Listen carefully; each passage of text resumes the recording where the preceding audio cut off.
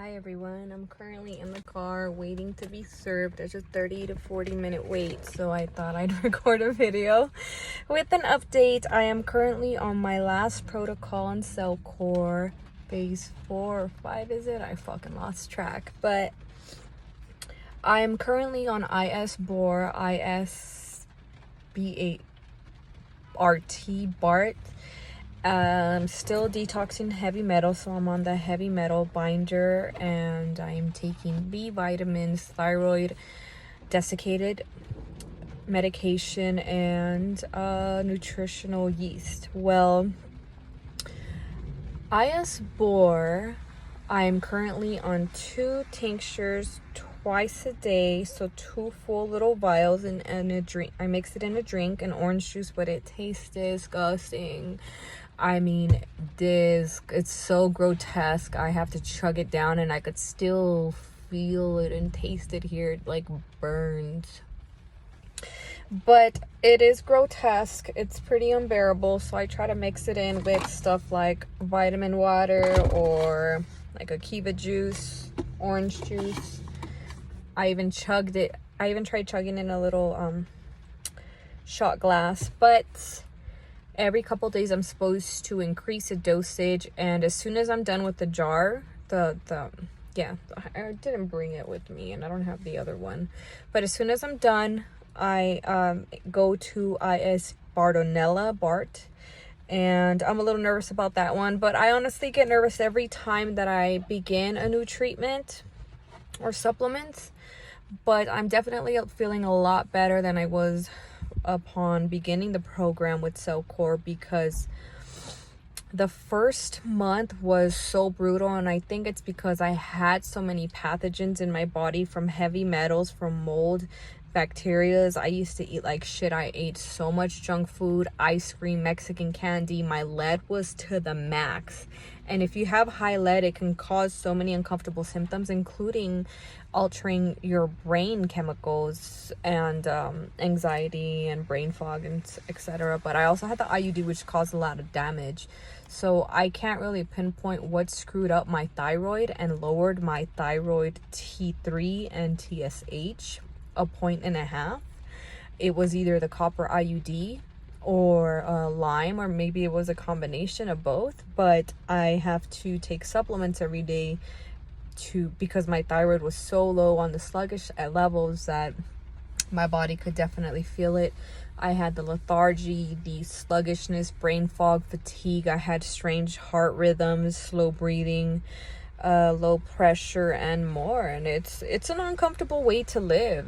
It is. And when I had Babesia, when it was active, I was in hell. I didn't think I was gonna wake up the next day. Honestly, it was so debilitating. Like, I couldn't even drive some days. I was so fatigued. I even felt it in my eyes. I had flu, swollen throat, congestion. My nervous system, it was on alert for stupid reasons. It was just so uncomfortable. And I still have the nervous system issues, but it's not to the extent to where it was 3 or 4 months ago. And when I rescanned a couple weeks ago, my nervous system is at a 71%, so it's in the yellow, but it's a lot better than it was beginning the protocol. I also my endocrine is functioning at 69, and that could have everything to do with the thyroid issues. Not to mention, I had the parasite infection, which parasites tend to feed off of iron and other stuff like magnesium and vitamins, and that really put me out of commission, and I'm still attempting to replenish. I'm taking daily supplements, but my B vitamins are still low, and if you look up symptoms of low B vitamins, it's not something that anybody wants to go through, and this has truly been a very difficult trial. I was diagnosed with Hashimoto's. It's not a genetic predisposition. None of my family has a condition. So for so many pathogens and the way that we eat and the shit that we put into our body to cause inflammation and high antibodies, it's going to be a lifestyle change for me. I cut out gluten. I cut out all bread, rice. It also showed up on my food sensitivities. I didn't even know I had a fucking sensitivity to, and it's not even just bread like gluten. It's grains, it's white rice, it's brown rice, it's quinoa, however the fuck you pronounce it. I cannot have those type of breads. I have to switch to a paleo diet and cauliflower pizza, and those are pretty much the only bread intake that I get, because I'm not sure if it was Lyme or I mean, I can't pinpoint it, but I literally saw the results and I started crying. Like, I legitimately started crying, because that means I can't fucking enjoy a cookie. I can't have a regular pizza. I can't have donuts. And I can't have fucking junk food. And in a way, it is a positive change. But I like to splurge and have a donut or two once a week. And to think that my treats are now going to be like fruit and fucking goat milk Sprouts ice cream it's definitely been life-changing. But I'm applying the changes. Lyme is definitely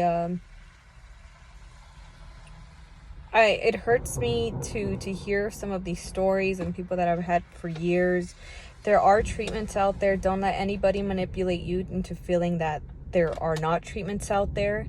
There are specialists, there's herbal treatments, there's antibiotics such as Doxy. There's but you literally have to be your own health advocate. You have to constantly be bugging these providers, ask a lot of questions. I mean, go into support groups, because there are support groups on Facebook, but they can also be really negative. Some people are suicidal, and then you think, oh my god, are my brain chemicals gonna alter to where I get suicidal and depressed and have anxiety and panic attacks. And a lot of people with Lyme suffer from that, and I am a victim. I too suffered from that, and I still get the symptoms once in a while. But Lyme is treatable, and there are a lot of different methods. And I just really hope that you guys are able to put it dormant or eradicate it. I suffer from like fatigue and brain fog and slow heart rate. And just remind yourself that this probably is going to be one of the most difficult trials you've ever faced, but you can overcome it. You will overcome it, and then you'll look back and remind yourself, I overcame that fucking difficult trial of that disease that infected me head to fucking toe, brain to your fucking feet. You feel your nerves jumping. You can feel that active infection in your bones and your joints and your blood. But overall, I'm sorry, I went off subject because I was talking about the Cellcore products. But my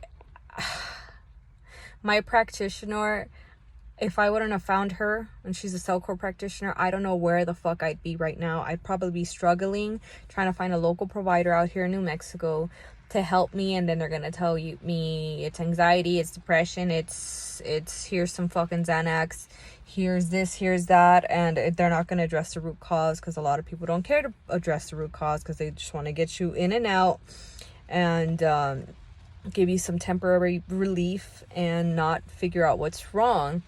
I've had to argue with providers to test me for Lyme, and they refused to. They literally said no. That's not common out here. It's common in like Jersey and I forgot what other states, but or Connecticut, but that's not true. It's global. It's global, and we definitely need to raise more awareness, and there probably wouldn't be. There were working on a vaccine before COVID, and now who knows what the status is. But BORR is not going to kick your ass as bad as you think it will. It does cause some die-off, but this is probably one of the best treatments out there. It's, the jars for BORR and BORR were like $20 or $30, so they were not expensive. But do not go in without opening your detox pathways and building up immunity, your immune system, and assuring that your body is ready. Definitely work with a Cellcore practitioner and abide by all of the protocols, all the steps, all the supplements, Lymphactive, some binders, Carboxy, follow the protocol. It's fundamental. You don't want to just dive in because it can fuck you up. You can end up in the fucking hospital, and again, they won't do shit for you. They might give you some IVs, do some general labs, and then send your ass right out. But if you have any questions, let me know. I am IS BORR currently, but when I begin IS BART, I will give you an update. But so far, it increased my fatigue. I have some headaches here and there. I'm really fucking sleepy sometimes. And I'm not the type of person to nap. But now, since I began the treatment, I've been sleeping more. I've been sleeping in more. And I take naps in the day, during the day. So that's different. But it's not unbearable as I suspected, and you will get through this. I gotta remind myself, bitch, you're gonna get through this. Just a couple more weeks, begin the next bottle, and then boom, it's dormant and you don't have to worry about it. But don't forget that you have to apply lifestyle changes. You have to limit your sugars, little to none actually, and stay away from inflammatory foods. My carbs are fucking potatoes and sweet potatoes, but don't forget that you still have to have a limited amount of sugar. Just don't eat a fucking Laffy Taffy or some sweet tarts, that kind of sugar. Stay away from refined sugar. Try to stick to like fruits. They have me on molasses, 2 spoonfuls in the morning, because I dropped all the carbs, the pizza, the bread, and the rice, and my blood glucose levels, they lowered to a dangerous amount. So, and I got them tested, and the practitioner said, drink this fucking coconut water right now. And I had to chug it, and he's like, that's why you're so sluggish. And I noticed since I started phasing in like sweet potatoes and fruits and bananas and natural sugars, and I got better. So don't strip yourself from all sugars. Lyme is definitely gonna alter your life, but it's unfortunate, but I'm honestly sick of fucking crying, balled up, and being depressed and saying, why me? Why at this time? Why 3 fucking co-infections? Why couldn't it just be 1 fucking co-infection? But you guys take care. If you have any questions, let me know. And best of luck with your recovery.